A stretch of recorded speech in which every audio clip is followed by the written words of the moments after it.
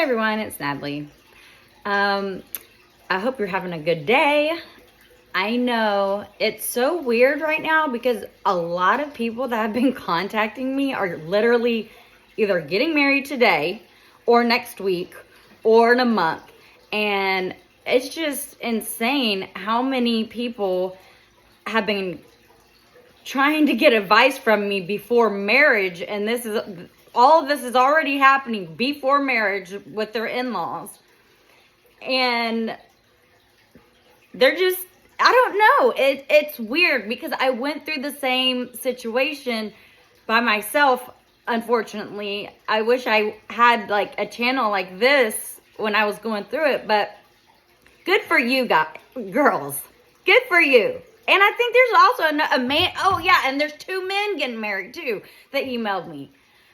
It's just weird. So, congratulations, but I just want to say that the strength and the courage that it takes to get married, even when you are in a battle with your in-laws, you should be proud of yourself, that you're not letting someone's parents discourage the love that you have for your partner. And I think it's a big slap in the in-laws face or future in-laws face when you just go ahead and you get married, regardless if they're invited or not. Because like I've said in the past, I waited almost 15 years to get married. I was 27 years old when I got married. That's how long I had waited for their approval. And I have been with my husband since I was 15, okay? So we just ended up going to the courthouse because I was like getting almost 30 years old. I'm like, dude, I need a baby like now, and I'm not going to have a baby out of wedlock. And so we just went and got married because I was ready to start my family. So for the people out there that have contacted me, I guess this is really a video for you about marriage. When you're planning your wedding, if you decide not to invite your in-laws, that you have that right. But unfortunately, a lot of them are going to be there. And what I can tell you is that day is not to be reminisced about what has happened, the trauma that you've been through, or how they don't like you and things like that. That day is meant for you. That day is meant for the love that one another has for each other, and that unity, okay? So now you have 2 different, I'm having brain fog, sorry. You have 2 different identities coming into one to unite together as a unit. So now that you are married or going to be married, the focus needs to be on having a healthy marriage, a healthy relationship with one another.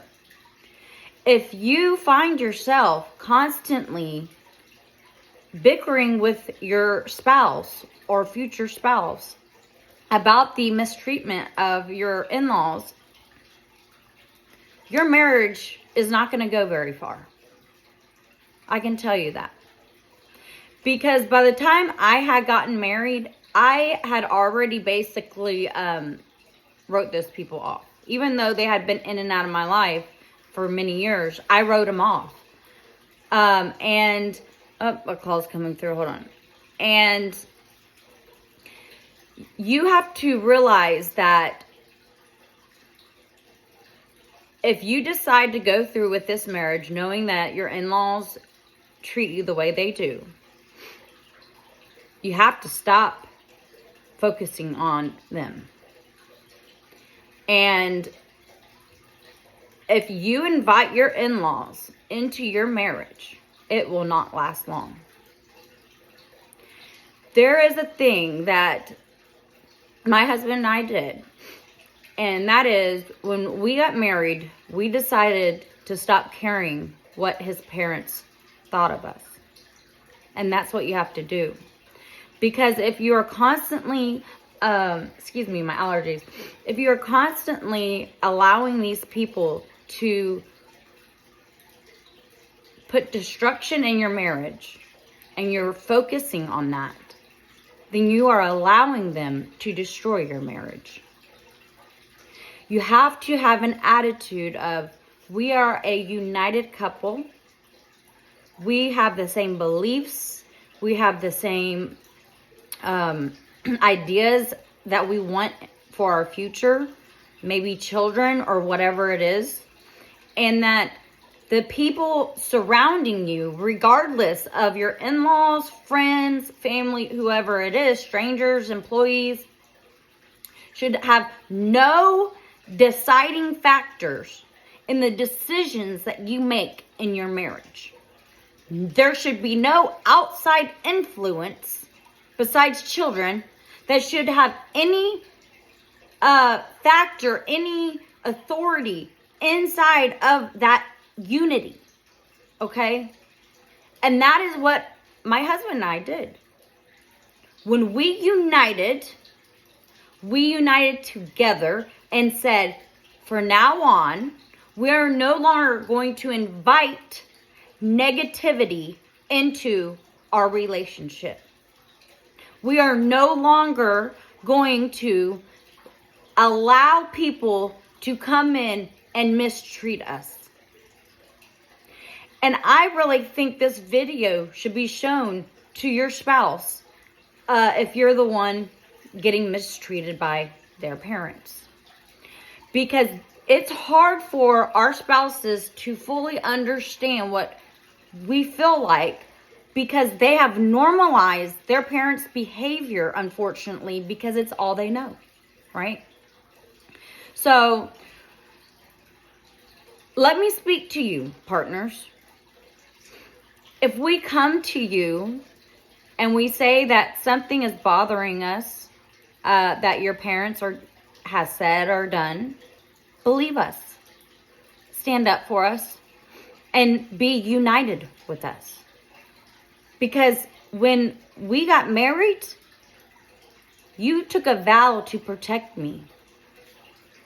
And if I am telling you that somebody or something is hurting me, you took that vow to protect me. So do it. I wouldn't make up lies about your parents. I wouldn't do anything to hurt you on purpose. And I especially wouldn't ever want to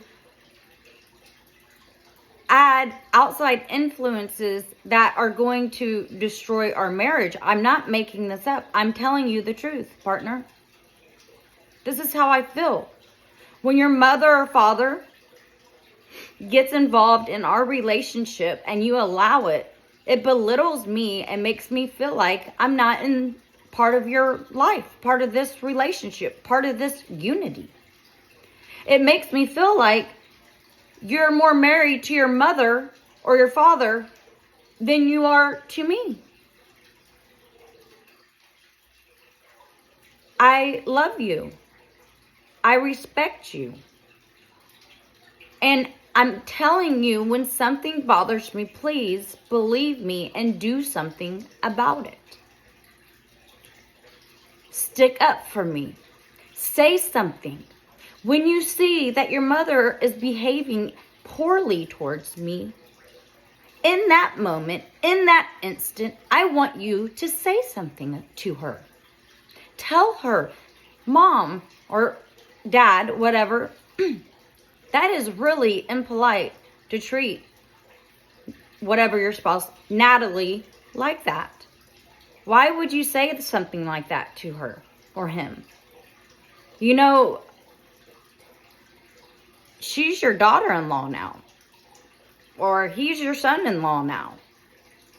You should treat my significant other with respect regardless if you dislike her, because it's not about what you dislike. This is what I like, and you should respect that. I love this person. I'm going to protect this person. So you can either start behaving kindly towards my spouse, Or we can take a break from each other or just not be involved with each other anymore. Even though you're my parent, I'm not going to allow you to say nasty things about my wife or husband. It's just not going to go over well with me. That is what you should say to your parent if they are disrespecting your partner. If you see things, speak up, say something. That way, when we get home or they leave our house, we don't have to have a fight. We don't have to have a bickering match. I don't have to cry. I feel protected. When you don't protect me, I get abused. And I know that you wouldn't allow anybody to abuse me. So why are you allowing your parents to do so? I don't want to go through this. I want to be loved and welcomed into your family. So please protect me. Why would I make up lies or say something about your parents that bother me and do this trying to get it, like intentionally trying to disrupt our unity? Why would I do that? I wouldn't do that. So if I am coming to you and I am telling you that this is happening or something has been done, believe me. Say something and do something. Because when you stay silent, guess what? I'm hurting inside. But when you are brave and you are protecting me, I feel proud. I feel proud to be your wife. Because I know that nobody will hurt me under your guidance. Under the vows we took to unite.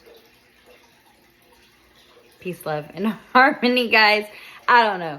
I just, sometimes I just don't even know what to say on these videos. But then, I get in a trance. But I hope everyone has a great marriage. You've got to stop letting the little things interfere with your relationship. Because you're going to get married, you're married or you're getting married. And you know what? If you've already seen it, believe it, but don't let it interfere or interrupt the love that you have for your partner or the relationship or your future children. If you put a stop to it now and your partners, listen, put a stop to it now so that way in 10 years we're not divorced or we're not still fighting about this. Just lay the law down real quick so we can just hurry up and get on with our life so we don't sit here in this little cycle of abuse. Because I know when my husband slammed his fist on the table that day and laid the law down to his parents, boy, things got very different. Very different. You just gotta stop. You gotta stop it as soon as you see it starts. And if your partner's not willing to do that, then maybe you shouldn't get married right now. Maybe you should go to counseling first, is what I can say.